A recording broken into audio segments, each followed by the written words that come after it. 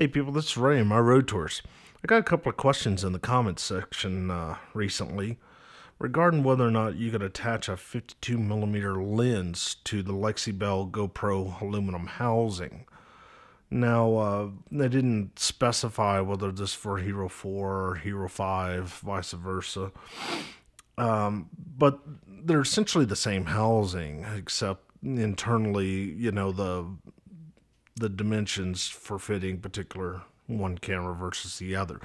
You could take a 52mm lens off of the Hero 5 Luxebell housing and put it on the Hero 4. So I don't think it's going to really matter much in that regard.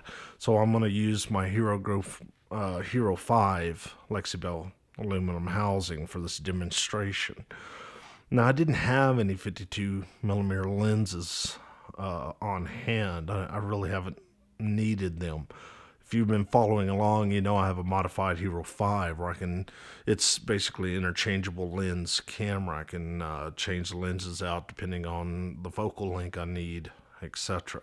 So I got online, checked out Amazon, looked for some affordable 52mm lenses for, the interests of science here. And I found this here. I believe this is an Optica, and I think I paid $20 for it. This is their 67mm 10x macro HD lens. Now, don't let the 67mm throw you off. It does come with a 52mm adapter. So, let's go ahead and get this out and answer the age-old question whether you can put a 52mm lens on a Luxebell housing. All right, maybe not an age-old question, but it sounded cool anyway, right? All right, here's that adapter ring I was talking about. I don't know if you can make this out on the camera, but it says 52 to 67mm. So this inner ring here with threads are on the outside, it's 52mm, while this outer ring is 67mm. So, here we go.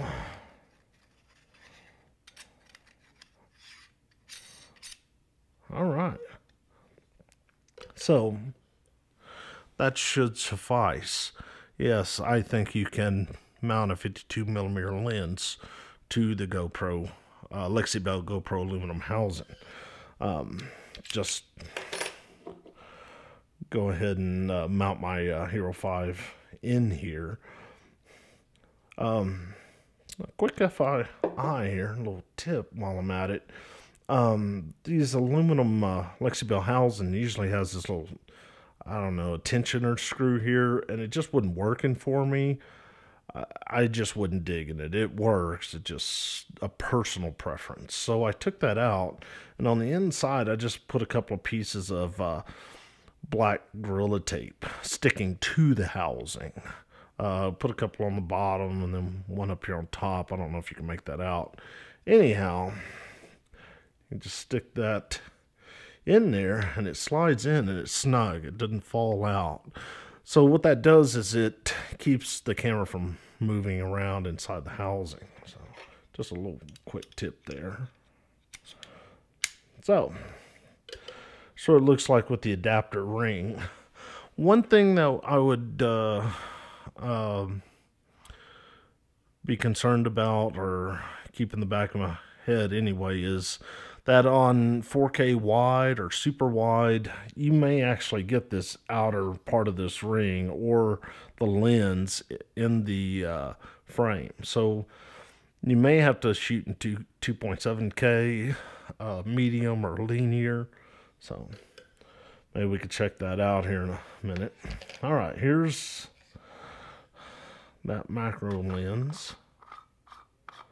Also, there is no focusing on the GoPro, even my modified. It's all manual, so that's another thing. I'm not entirely sure how that will work out,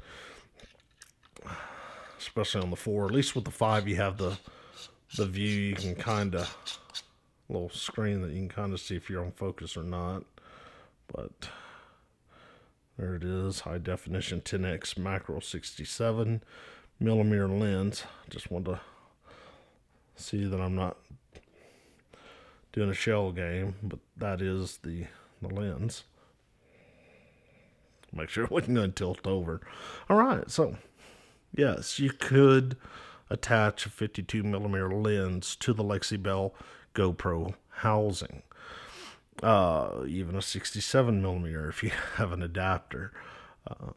Keep in mind, these lenses can weigh, so I'd be careful on the type of mount. It may tip over or something. So, alrighty. Let's see. Like I said, interest of science. I don't know if it's going to stay and not tilt over. If I can see about those corners I was talking about. Sorry, I got these big fingers here. All right. Okay, we're on 2.7. Let's go over here to... I'm sorry, we're already in video. Let's go see what it looks like in 4K. Yeah, I don't know if you can make it out.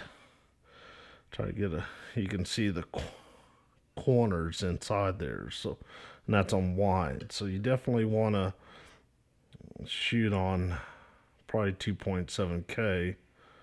Yeah, see on 2.7K, it's pretty clear. It looks like you could, on wide, I'm sorry, 2.7K wide looks fine.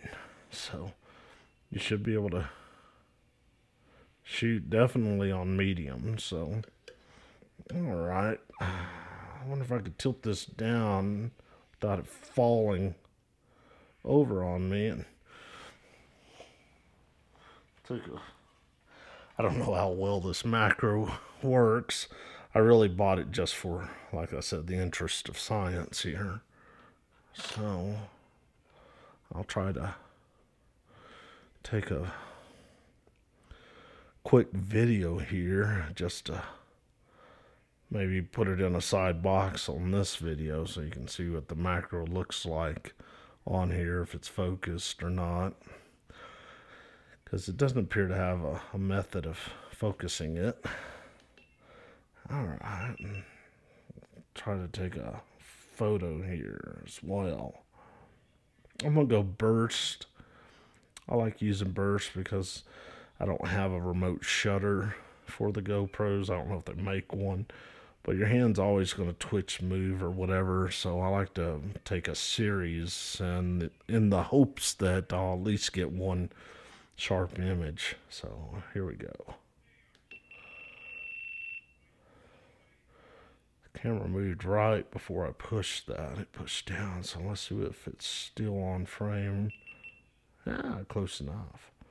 All right, so I don't know if you can make that out in there. Really can't tell a big difference between with the macro or not. So anyhow, hopefully that will help clear that up a little bit, help some people out. I thank you for commenting. I'm not a professional, amateur, especially in the video department here. But if I can help you out, ask some questions, I'll see what I can do. No guarantees, but I'll be as honest as I can about that. And I thank you for watching. Please like and subscribe. And everybody have a great weekend. Well, it's technically Monday, but it's a holiday. So anyhow, thank y'all.